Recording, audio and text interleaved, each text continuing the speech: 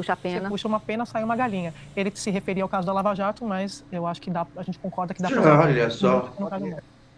É isso aí. O caso da Lava Jato. Essa aqui é a Lava Jato 2.0, Vinícius Galo. Impressionante, Kiko. Posso fazer 2 comentários a respeito disso? Primeiro é o que você disse, né? Derrubar um ministro e envolver o governo, não importa a que preço, e fica sendo utilizado realmente como ferramenta pelo bolsonarismo, né? O bolsonarismo esqueceu que chamava de extrema imprensa, que achava que não tinha credibilidade nada do que eles falavam, agora eles acreditam piamente em tudo. Saiu ontem no UOL que o presidente Lula tinha se encontrado com o ministro em uma reunião fora de agenda em 2024. Olha que os tontos dos bolsonaristas, como eles usam mesmo. Olha, quem se reuniu com o Vorcaro em 2024 foi o Lula, em reunião secreta. Indicação do Guido Mantega. Foi isso que o UOL deu também, sem fonte nenhuma. O gado já tá, agora não faz mal, que a extrema imprensa, agora a imprensa tem credibilidade. É verdade, é verdade. E fica utilizando. Ô Júnior, se você você não está interessado em verdade, né? Mas ontem a gente falou sobre esse encontro fora de agenda, explicou o que é agenda.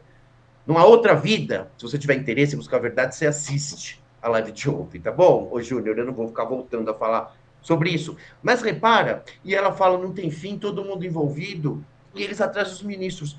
Quem está fazendo hora extra no governo e anunciou candidatura ao Senado, que é quem realmente está envolvido, é o governador Ibanez, que deu um prejuízo de 12 bilhões para o contribuinte de Santa Catarina, e eles não estão nem aí. O amigo dele, Luiz Esteves, Jornal Metrópolis, não está nem aí.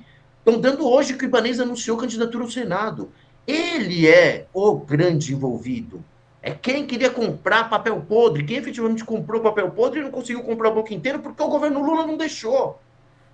Essas são as pessoas envolvidas, o governador Ibanez e o governador do Rio. E essas pessoas estão aí, o caso não tem fim, olhando para Toffoli, olhando para Moraes, eles não têm prova nenhuma, esquecendo dos 12 bilhões do governador do DF, que deveria sofrer impeachment, deveria ir para cadeia porque fez isso. Muito bom, é isso aí. Vou mostrar aqui também outra figura que, claro, está tentando tomar o lugar do Moro nessa história como o cavalo, assim, desses homens da mídia aí, o cara que vai encaminhar isso, porque funciona com a chancela da justiça também, como a gente mostrou aqui que a Manu Gaspar tem uma parceria com o vereador de Curitiba, que, aliás, nos ameaçou de processo aqui, Vinícius. Foi, mandou uma aqui notificação extrajudicial? Exigindo direito de resposta e tal, porque ele não quer ser chamado de jovem velho, alguma coisa lá, sei lá, e nem que ele usa métodos fascistas, naquele tipo velho, de... ele não gostou. Ele não gostou, mas é isso. E dessa vez é o Alessandro Vieira, como antes foi o Moro, como antes foi o Joaquim Barbosa, Fachin, Barroso, Fux, etc. e tal. E aí, esse senhor vai lá no UOL e fala isso aqui. Vamos lá. Tá? Boa tarde. Sim, a gente vai fazer os requerimentos já para a retomada dos trabalhos na próxima semana, pedindo a quebra de sigilo de todas as pessoas jurídicas que têm conexão com essa interação entre Banco Master e figuras do Poder Judiciário. Então, a gente está falando desde dos fundos e do resort vinculados à família do ministro Dias Toffoli, mas também está falando do escritório de advocacia ligado à família do ministro Alexandre de Moraes. São 2 casos onde você tem uma contratação e uma transferência de recursos de alto volume, aparentemente sem nenhuma contraprestação. Então, você tem que ter uma investigação sobre isso e vamos fazer na CPI. Sakamoto. Senador.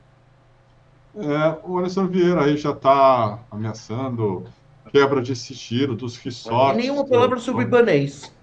Nenhuma palavra sobre Ibanez, nenhuma palavra sobre Ciro Nogueira, sobre o Roberto Campos Neto, também uma matéria boa do Estadão hoje, falando que ele sabia da patranha do Master e não fez nada. Essa ideia também do mercado ser excessivamente liberal com esses fundos e fintechs, essa putaria toda da Faria Lima, quando você descobre, tem o PCC lá, mas por quê? Porque não tem ninguém olhando também, né? O Banco Central fazendo a parte dele.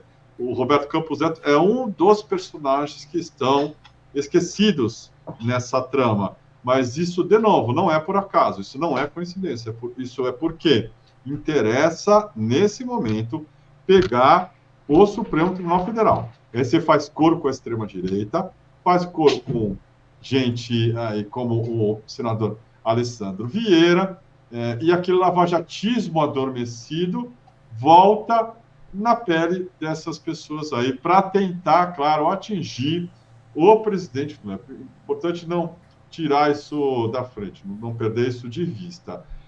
Um governo bem sucedido, num momento dramático internacionalmente, em que um presidente americano com poderes imperiais está lá sequestrando presidentes de outros países, como na Venezuela, está ameaçando agora o Irã, né, tá matando seus próprios compatriotas nos Estados Unidos e fazendo uma série de chantagens, inclusive com aliados históricos como os europeus em torno da Groenlândia, querendo que o Lula entre agora numa barca furadíssima, que é esse Conselho da Paz de Gaza.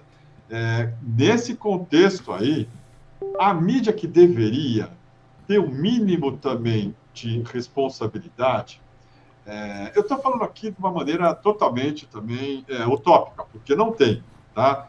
Você tem um compromisso da imprensa americana, isso ficou muito claro para mim com o passar dos anos, com o governo. E a mídia americana, por exemplo, para citar um exemplo, Vinícius, teve agora o New York Times e o Washington Post se recusando a dar a história do Maduro, que sabia de antemão, em nome de proteger as tropas americanas, tá?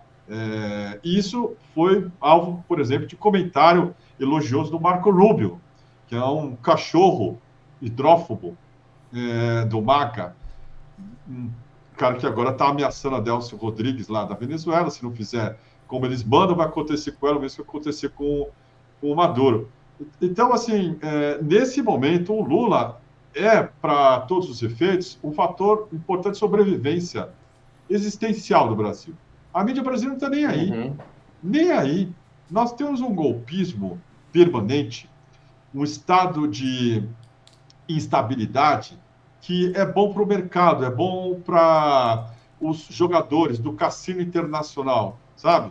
Dos bancos, de quem ganha dinheiro aí no capitalismo com golpes de Estado.